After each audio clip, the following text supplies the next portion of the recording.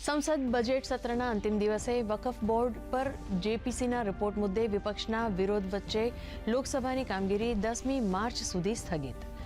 કોંગ્રેસ અધ્યક્ષ મલ્લિકાર્જુન ખડગેએ રિપોર્ટને ગણાવ્યો લોકતંત્ર વિરોધી, તો ભાજપ નેતાનો તુષ્ટિકરણનું રાજકારણ રમવાનો કોંગ્રેસ ઉપર આરોપ.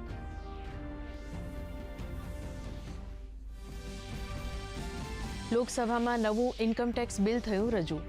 નાણામંત્રીએ કહ્યું, નવા બિલથી કર પ્રણાલીમાં આવશે વધુ સરળતા.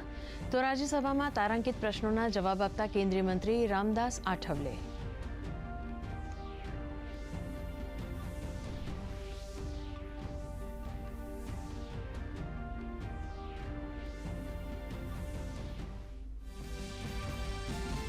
ફ્રાન્સના સફળ પ્રવાસ બાદ અમેરિકામાં પ્રધાનમંત્રી નરેન્દ્ર મોદીનું ભવ્ય સ્વાગત.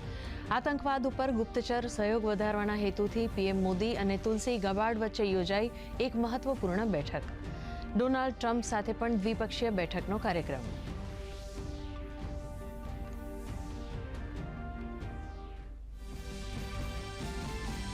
નર્સિંગ પરીક્ષામાં ગેરરીતિના વિવાદ બાદ આરોગ્યમંત્રી ઋષિકેશ પટેલનું નિવેદન. કહ્યું, વિદ્યાર્થીઓને અન્યાય ન થાય તે રીતે 2 થી 3 દિવસમાં લેવાશે નિર્ણય. પરીક્ષામાં આન્સર કીમાં એબીસીડી પેટન્ટના કારણે વિવાદ બાદ આરોગ્યમંત્રીની સ્પષ્ટતા.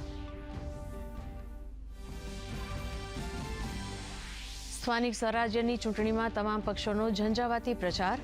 ગીર સોમનાથ જિલ્લાના કોડીનારમાં કોંગ્રેસ ઉમેદવારનું ભાજપને ખુલ્લું સમર્થન. મહીસાગરમાં પક્ષ વિરોધી પ્રવૃત્તિ કરતા કોંગ્રેસના 5 નેતાઓ સસ્પેન્ડ. ભાણવડ પાલિકામાં ભાજપના 8 સભ્યો બિનહરીફ જાહેર.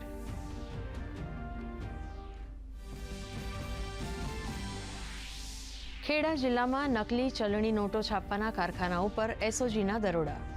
વોરવાડ વિસ્તારમાં એસઓજીએ 1 લાખની ચલણી નોટો અને પ્રિન્ટર સહિતનો મુદ્દામાલ કર્યો જપ્ત.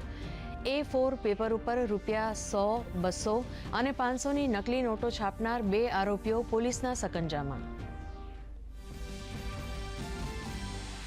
38મી નેશનલ ગેમ્સમાં સુરતની 2 દીકરીઓએ ગોલ્ડ મેડલ જીતીને દેશમાં ગુજરાતનું નામ કર્યું રોશન. સાયકલિંગ અને તાઇકોન્ડોમાં ગોલ્ડ મેડલ જીતનાર મુસ્કાન ગુપ્તા અને દ્વિષા કાકડિયાને રાજ્ય સરકાર ખેલ પ્રતિભા પુરસ્કારથી કરશે સન્માનિત.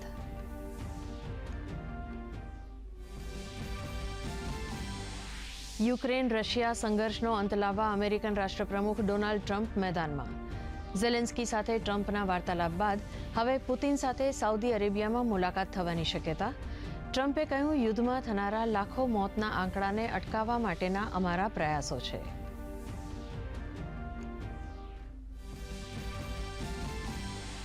ઉતાર ચઢાવના માહોલ વચ્ચે ભારતીય શેરબજારમાં સપાટ ચાલ.